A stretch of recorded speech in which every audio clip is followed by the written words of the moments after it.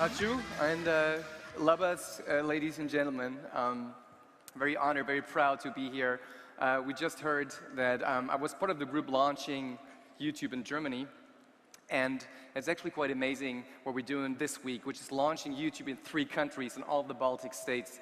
So we're really proud of this. I'm really proud to be part of the group doing that. And thank you for your interest in YouTube today. So thank you for joining this presentation on how to build a brand with online video. And in many ways, this is actually also still new to Google, because Google, of course, has been known to be a search engine and be based on performance. And now for the first time, we really have this platform where you can actually do branding, and you can actually activate your users with a branding message, with stories. And really, this is what I want to focus on today, which is how to build a brand using online video, and of course with YouTube. And it's interesting, when we get these questions about YouTube, sometimes people try to really understand what it is, especially people that are in advertising, people that work with media agencies and creative agencies. So is YouTube a social platform? Yes, it is. Is it a content platform? Yes, it is as well. But at the same time, it also is the 2nd largest search engine in the world, which some people don't know. Just based on the amount of queries somebody types into a search box anywhere on the web, it's actually the 2nd largest search engine. Google happens to be the largest one. And it's actually quite amazing that at the same time it has become really the main platform for video, and it's a global platform, so you can actually reach a global audience at the same time. So many of you, I'm sure, work in advertising or even in the internet startup world, and have an interest to better understand how you can use this platform. I think it's important to understand, as a user or even as a recipient from media, there was a long time where the picture typically was the family around the campfire. So basically this picture, right? So I think we've probably seen this in some ways or the other. It's really one-to-many communication. And I think many of us kind of feel familiar with this picture. And for advertisers, this was great, because they really knew how to work with this medium with TV. And TV is still a great medium to build up reach, but there are a couple things that you can now add when it comes to the digital dimension of YouTube, for instance. And the picture that we see typically today is more something like this. So people watching content on different devices all the time. And now for an advertiser, this poses some serious questions. How do I reach the audience at the right time with the right message? Now, the reason why we see things like this, of course, it's social platforms like Facebook, but it's certainly YouTube that has driven this kind of behavior, where you can actually now consume content from different production companies, different producers, even users at any time. And of course, I will be showing a couple videos. I promise that. When we talk about YouTube, you always have to show videos. But let's start with a couple numbers first. We're quite proud of the scale that we have reached with YouTube, of course. We have 1 billion users worldwide every month, so this is significant. So you want to build up reach quickly, this is a good platform. And in Lithuania, we have 1.6 million unique users every month. And this is actually a pretty new number, even for us. When we looked at the numbers, we were amazed how many people we actually have in Lithuania. And worldwide, there are about 100 hours of video material uploaded to YouTube every minute. Again, how do I stick out with this message? How can I actually find my brand in a good place? How can I reach all this active audience out there? And basically, that's what I want to talk about today. This is really my talk. And it won't be a manual that I give you. It won't be instructive. And I don't want to make it a sales pitch, but it's more the Google manifesto for online branding, if you will. It's more of a perspective how you can actually start building brands. And if you look at brands, it actually makes a lot of sense to almost look back in time and see what have brands been doing very successfully in the past with classic media when it came to storytelling. And there are great examples, of course. Apple has huge commercials. They ran at Super Bowl, and there are other examples. And some of these commercials can become part of our culture. And one example I want to show you is by Levi's. Let's just take a look at this video. And some of you might actually have actually seen this video, or it might look familiar. Let's take a look.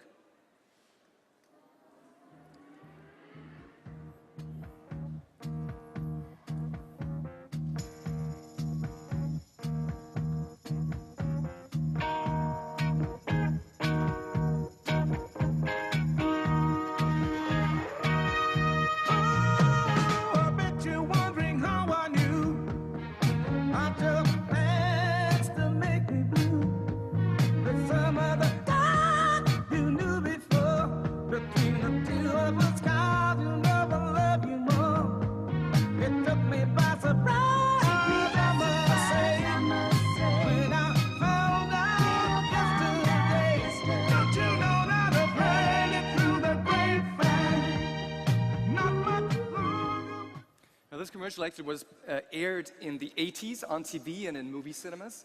And it's quite interesting because it really meant a change in advertising.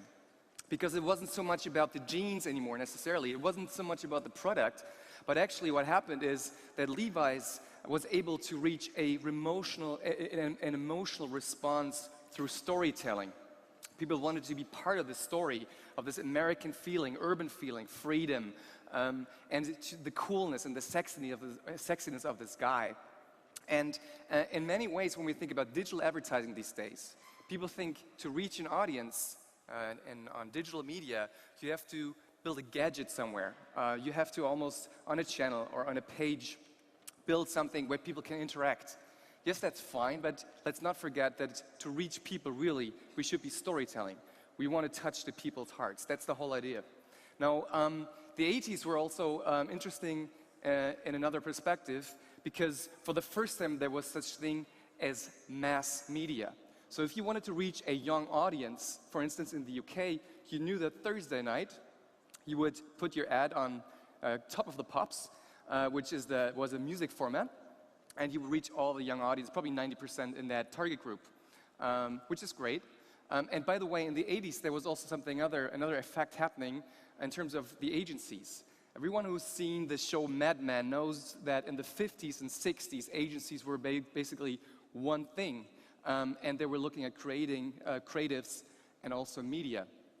Now, in the 80s, something happened. There was, because of these new currencies like GRP, contact averages, mass media, there was all of a sudden this thing that we call media agencies and creative agencies.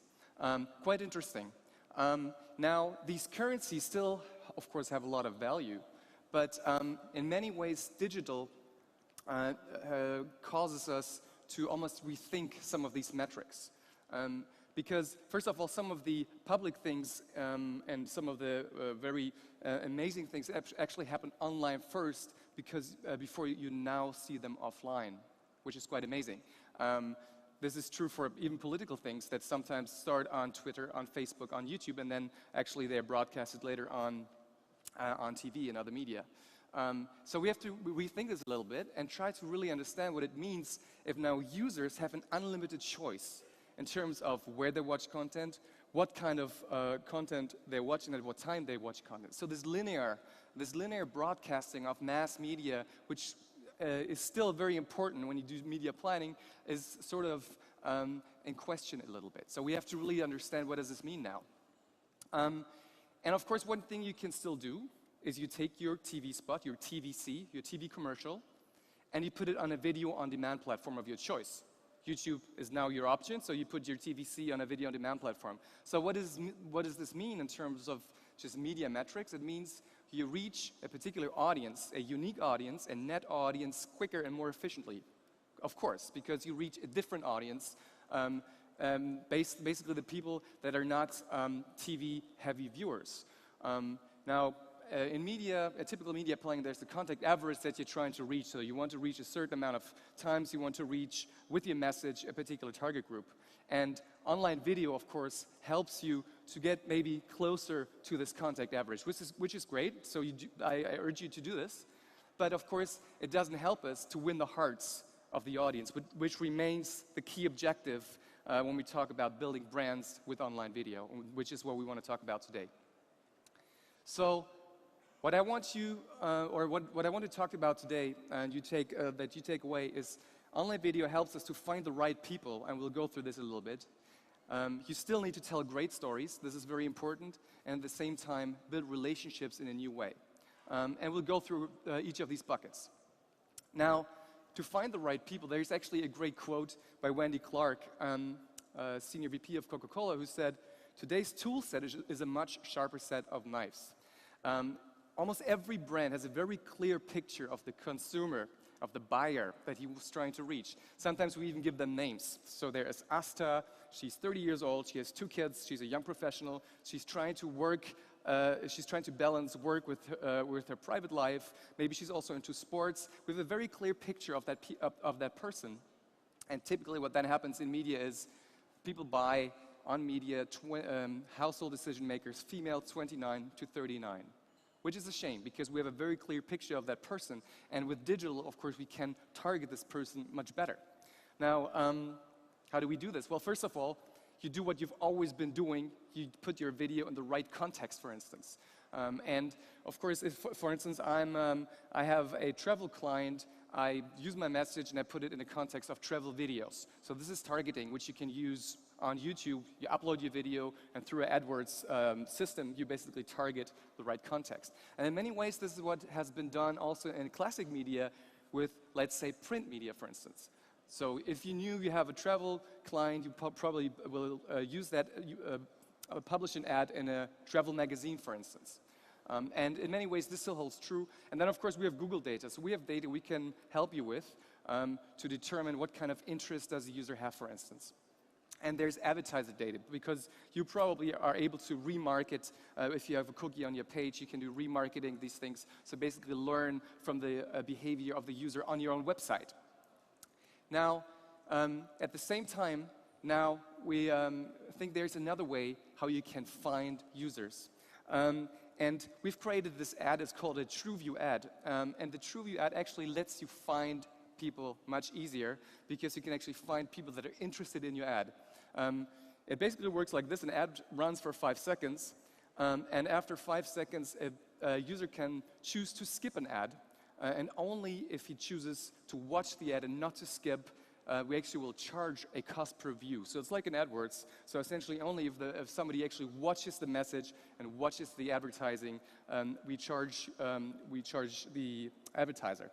So I have a little experiment. I know this is a big group, and I won't be able to give a skip button to everyone, but my lovely friend Karina, she brought a virtual skip button. So she's going to give this out to a couple of you, and I will show you 2 short videos, and you'll be able to skip. So can I hear your skip just for a second? Does it work?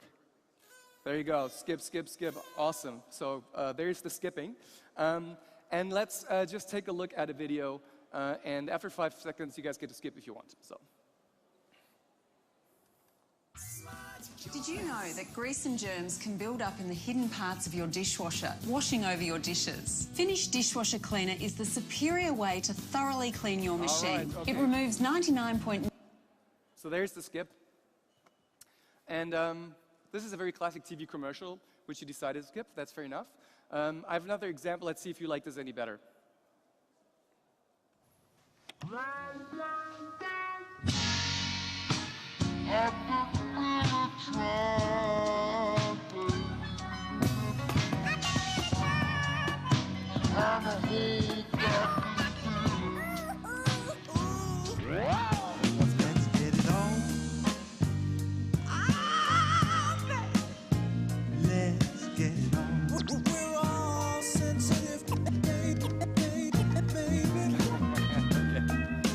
I'll let this run just for a second because I don't want to give it away.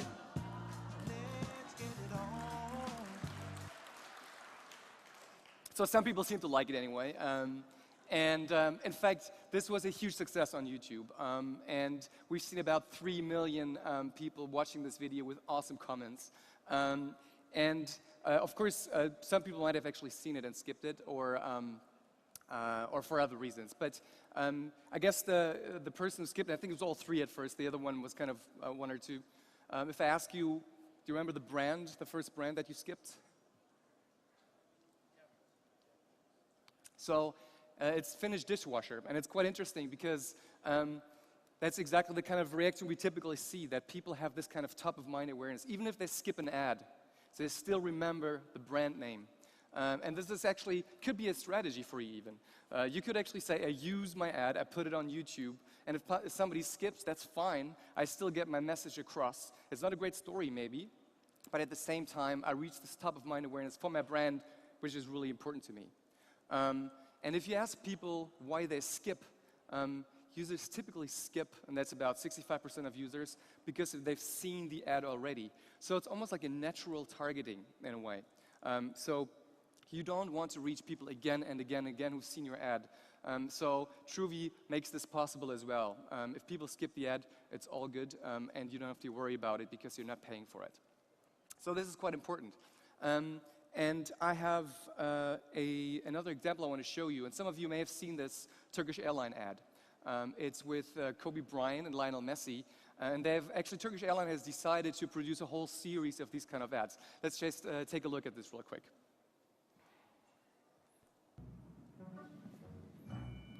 Messi? Hey kid. Kobe Bryant?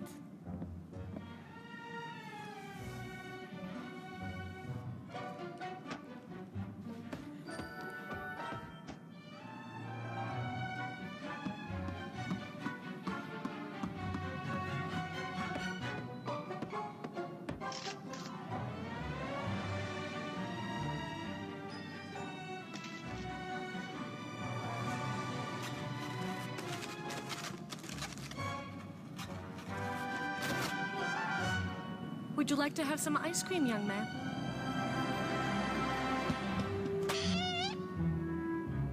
Ice cream? Two. The best fly with Europe's best airline. Turkish Airlines. So this is actually quite great. And again, Turkish Airlines has almost found a recipe for a good message, because if they tried it a couple times, again, with these two athletes, and they've really gained lots and lots of views with this by offering it to the right people. And actually, this is kind of what dawned on us one day, that TrueViews really are not essentially a skippable ad. Really, they are an invitation to connect. It's quite interesting. When we first started with TrueView ads, and we went out to our media agencies and clients and said, look, we have this great news. We have now developed an ad that you can skip. People looked at us and said, you guys are crazy. We want our viewers to be glued to the TV set like this. And we want the brand message to get across every time. But really, Turkish Airlines is a good example how it's not just a skippable ad, it's an invitation to connect. It's almost like I would stand here at Cathedral Square with my 3 catalogs on my brand and say, do you want to talk about my brand? No? Do you want to talk about brands? No? You, maybe? Okay, great, let's talk. Let's communicate about this. And in fact, after watching this ad, you'll change your perspective about Turkish Airlines. In fact, Turkish Airlines never had an awesome brand reputation. A colleague of mine always keeps saying it almost had the perception of the cheap little brother of Aeroflot, so not very good. And after watching this ad, you actually have a perception of being a serious competitor of Emirates. And this is actually great. Because you can see how you can build your brand this way, just by finding the right people. I also have another example for you, because you don't have to be Turkish Airlines necessarily to be very successful on YouTube, to find the right people and place your message there.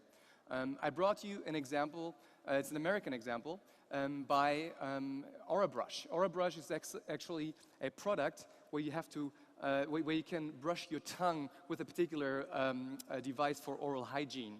Okay, so not very sexy anyway. But for a long time, this professor who developed this had a very hard time finding the right people to market the product, until he actually had a great idea and he talked to some marketing students. So this is a little case study. Let's take a look at this. I'm Dr. Bob. I invented Orabrush. We first tried to sell it on an infomercial, which was not successful at all.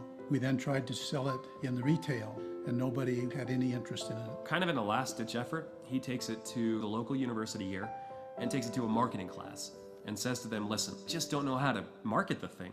And so they took it, and a group of students did market research. on the tongue brush market. And they came back and they said, well, we looked at the online market to see if you could sell this on the internet.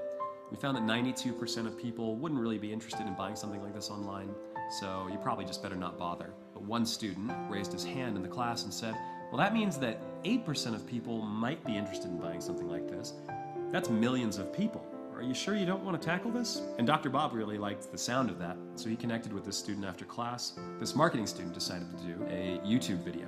The whole video cost us just a few $100s, which I thought was really expensive. We had kind of a basic outline of what we wanted, but a lot of it we were just shooting from the hip, making it up as we go along. So far as I was concerned, I thought that was going to kind of be the end of the story. But I kept going to work and my coworkers would update me on the view count for our video. And they would say, hey, your video that you did for the Orabrush, the tongue brush, it's got like 5,000 views. And I was like, oh, 5,000, that's pretty cool, 5,000 people. Your video's got 10,000 views, your video's got 20,000, 50,000, your video has 100,000 views. Last I counted, our channel, we had over 16 million channel views. As a result of that, we started getting inquiries from everywhere, from over 40 countries of companies or individuals who want to be our distributors. I think what YouTube has done is it kind of leveled the playing field, where Dr. Bob had tried a whole bunch of different things because he was just a guy with an invention. He couldn't get it in front of very many eyes. Stores wouldn't listen to him because he wasn't a major company, and people had never heard of it before, so they weren't that interested. But when we took it to YouTube, that changed everything. It just got bigger and bigger and bigger. I think YouTube enables normal people, just people like us, like Dr. Bob and like a couple college kids, to take an idea and put it in front of everybody and really get an honest response. We could play on the same terms as these huge companies. And when that happens, it just changed the way we could work at all. It changed the scope of our dreams there. So this is actually quite amazing, because you can see how this small company, this startup, was actually able to not just reach a particular amount of people, a particular GRP, but actually build a business with YouTube. And he was putting it correctly when he was saying basically YouTube has leveled the playing field. Now there are small companies that can compete with video message and reaching the right people, finding the right people to build a business. And even smaller agencies have an opportunity now to get into branding and to start working with production, or even just with placing the media at the right time to the right people. So this is actually quite amazing. Now at the same time, keep in mind we have to keep telling great stories. I mentioned this earlier. Very often people think that digital branding is about very complicated gadgets, or it has to be some sort of thing where I send people to, and it's maybe on a difficult microsite that I have to bombard with media. It doesn't have to be that way. It's really just that digital adds another dimension to great storytelling. We have to understand how we use technologies in a smarter way. And how we can actually use new innovations in a smart way when it comes to storytelling. And there is this example by Dove. It's a Unilever brand.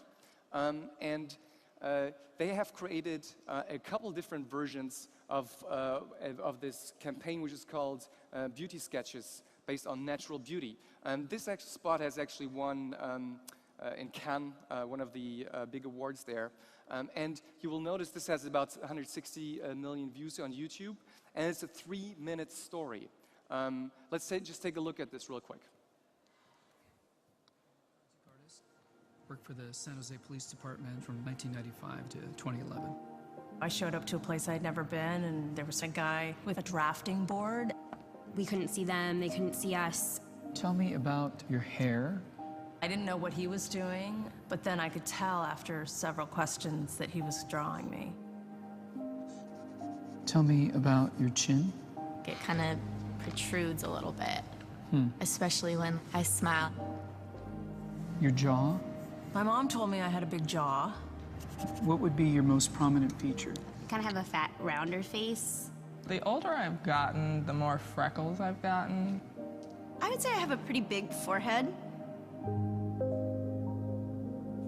Once I get a sketch, I say thank you very much, and then they leave. I don't see them. All I had been told before the sketch was to get friendly with this other woman, Chloe. Today I'm going to ask you some questions about a person you met earlier, and I'm going to ask you some general questions about their face.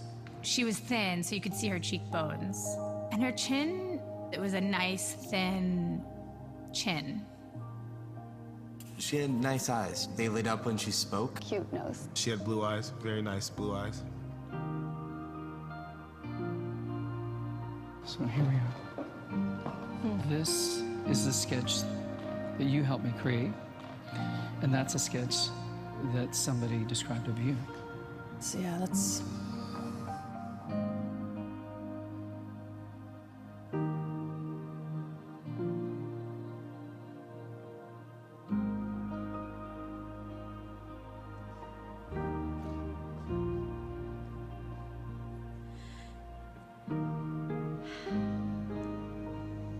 She looks closed off and fatter.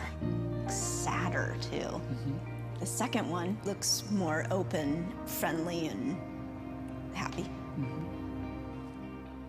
I should be more grateful of my natural beauty. It impacts the choices and the friends that we make, the jobs we apply for, how we treat our children. It impacts everything. It couldn't be more critical to your happiness. Do you think you're more beautiful than you say? Yeah. Yeah. We spend a lot of time as women analyzing and trying to fix the things that aren't quite right. And we should spend more time appreciating the things that we do like.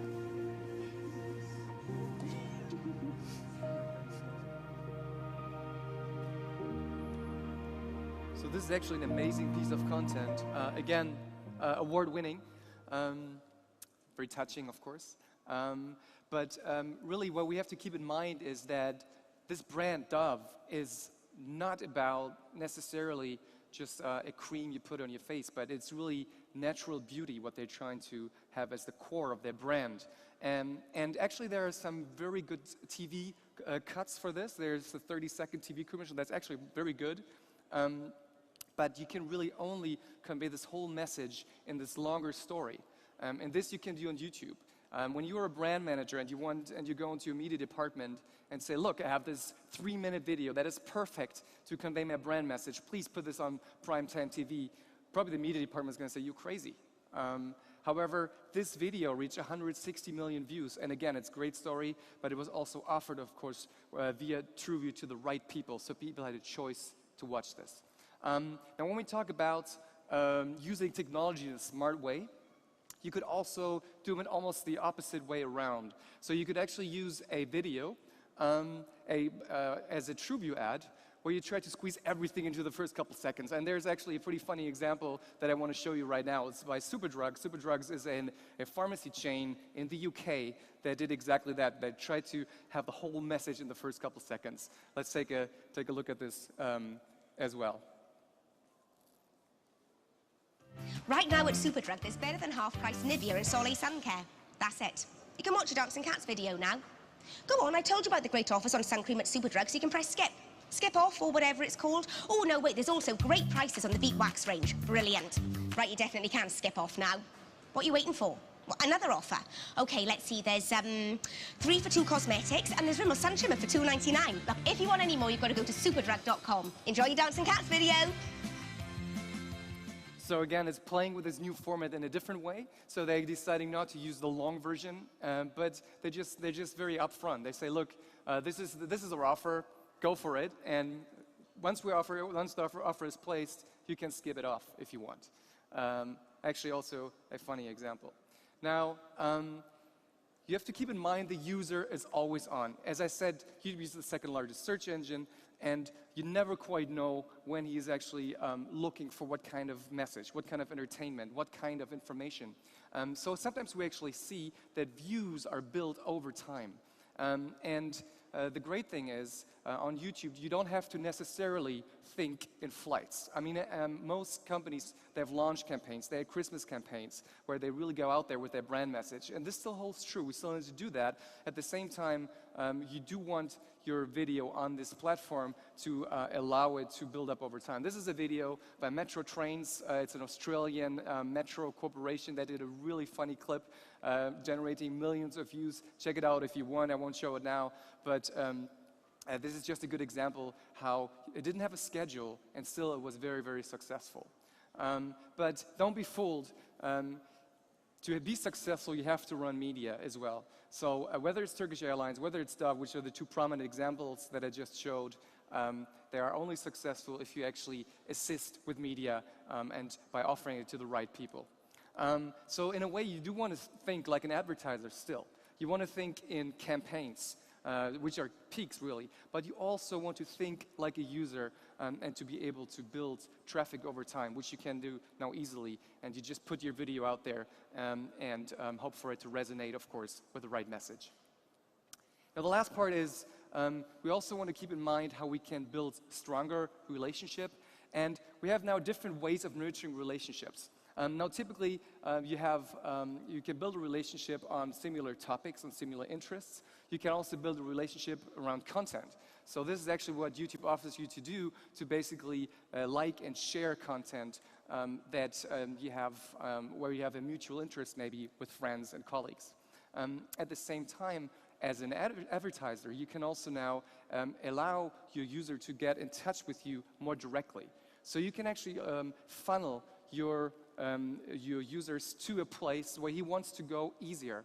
And I will show you a quick example by Juicy Couture, which is a fashion brand. And you will see how in this video there are clickable areas in the video which we call annotations. And as we click the annotations, the user actually gets funneled through to the website and even to the store. Let's take a look at this. So here's the video. We see, of course, the young lady, and you see these clickable areas.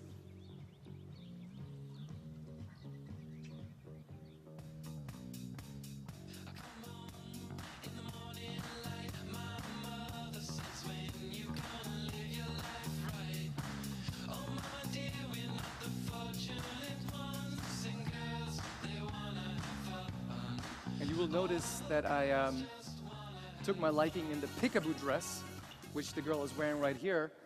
And as you click, you're directly funneled to the website and to the store. So this allows for maximum transparency and allows you to build a relationship just around the kind of user behavior the user expects you to allow him.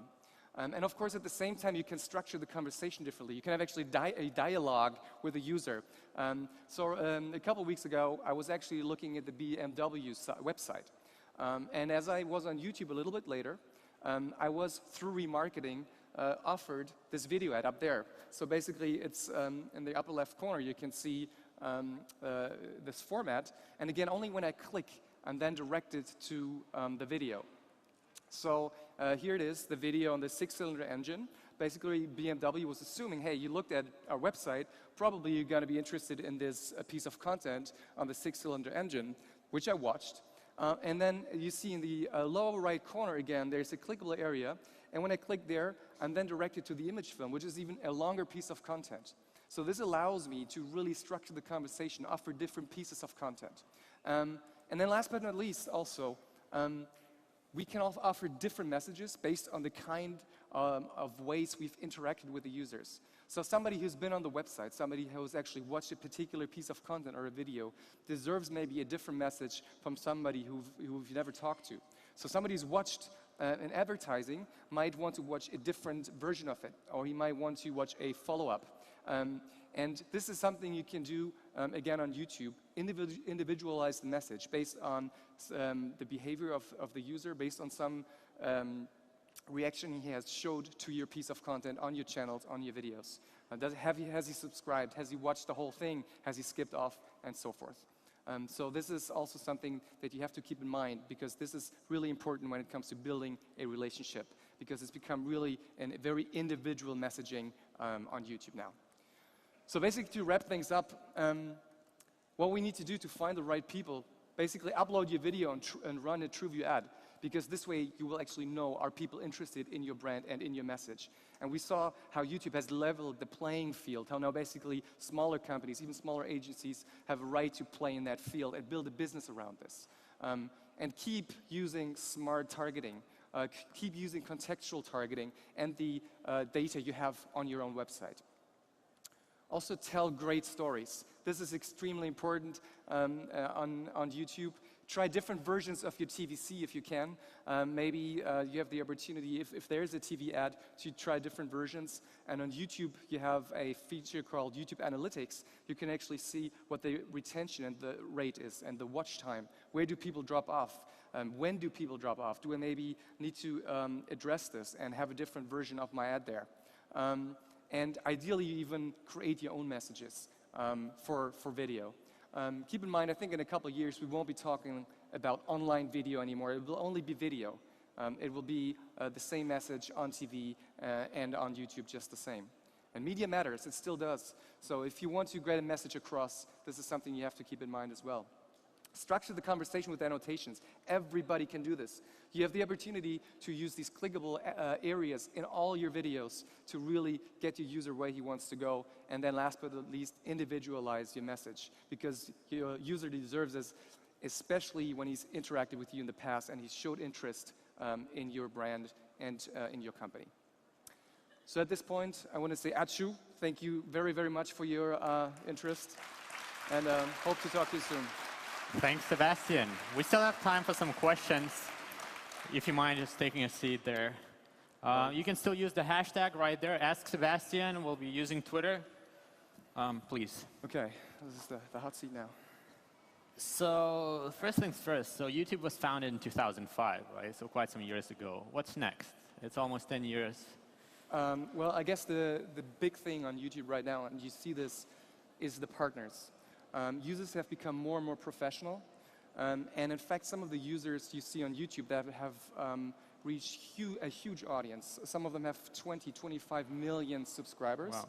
They become more and more professional, and they almost use the same editing and the same production facilities as professional TV stations and film production companies. And we will see much more of this. And we will see more opportunities on YouTube in terms of sponsoring, in terms of being part of the brand message. And again, this is something that everyone could almost participate in. Okay. Yeah. A question is, any advice for small marketing budget companies on using YouTube? So small company, relatively small budget, what would be the advice on exploiting YouTube? Well, first of all, create a channel. You need a channel where you upload your video. And this is actually an easy thing to do. And once you have your video out there, don't assume that people will find it right away. It's difficult enough. There are some organic things that you can do in terms of optimizing it when it comes to the title of the video, when it comes to the description of the video and these things. But at the same time, this is not what we need to do when we talk about marketing. What we need to do is then use a targeting mechanism that we have on YouTube to place the TrueView ad at the right places at the right time. Okay. There's a question on board. What's the most important thing for a successful online video commercial? Story, comedy, celebrities, emotions. What's your opinion on that one? It's the story. It's right there. And I like, this is actually a great question. It's not so much just about the celebrities. It can work to have celebrities, but it's quite interesting because Adidas has a channel with Lionel Messi, tons of Lionel Messi videos, and they get, of course, good response. They get 1 million, they get 2 million views, but none of them got 160, 170 million views like the Turkish Airlines spot. And this again shows that the celebrity in itself doesn't help. You have to be actually very smart in the way you present it to the audience. Okay. The question is, can big corporates, kind of rigid brands, actually accumulate value for YouTube videos, especially in Lithuania? Can they accumulate value? What do you mean? So the question is, like, can big corporates exploit YouTube videos, especially in Lithuania? We're talking about like more traditional brands, right there. Absolutely. I mean, basically do what I talked about today. Put your video in the right places. Try to see what the reaction is. And again, let the user decide whether or not he wants to interact. So it's, again, it's a natural targeting almost, because if somebody's not interested, he's not going to watch your spot, but that's okay, because you're not going to pay for it either. Let me understand this correct. Is video on YouTube that engages viewers to our website, pretty much, that just directs them to the website, is better than the video on our website with the sitemap? Is that complicated enough? Let's skip this one. Did you miss the first lecture on Derek's talk about Facebook and Unfortunately, I did, yeah. Okay, the question is, what about fake likes on YouTube? Fake views, sorry. Is there anything like it? Is there anything like that? Can you buy views? Is that something happening? Well, the good news here is actually, if you use your video, you upload it to your channel, and you use the mechanisms that you are now finally offered, which is great. We are now launched here in this country. You don't have to worry about fake views, because you have full control about your asset, about your video asset. Okay. Only if you give it away to somebody else, you don't know what's going to happen. I guess that holds true for all social media, but it's not something I would be too concerned about if you follow the strategies that we outlined. Okay, last top 3 tips for small, medium enterprises on creating the most viral video possible. Well, the first thing is, if you want to go viral, go to Nigeria and drink the tap water. It's very, very difficult to get viral. The first tip is really try different versions of your spot. It's so easy. You uploaded it, you see the response, you see what works. Sometimes it's actually at certain times in the content where you wouldn't even assume or expect a drop-off rate in watch time. But you can actually detect this. Sometimes you actually see that there's not enough action going on the first couple seconds. So this is something you can do. Okay. Start with a limited budget, but then try to see where it works and then scale up. That's the second one. And you then use all the remarketing, use all the marketing features that we have, and use annotations as well to structure the dialogue. Okay, these are the questions I have. Anything else you want to add on top of what we talked? Well, really, we're just very, very happy to launch this year. This is exciting. I mean, this is, again, 3 countries in a week. Super cool. Lithuania, obviously, is the largest one. We're doing the big conference here.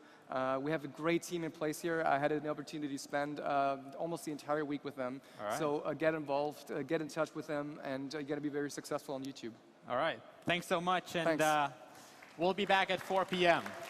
Thank you. Thanks.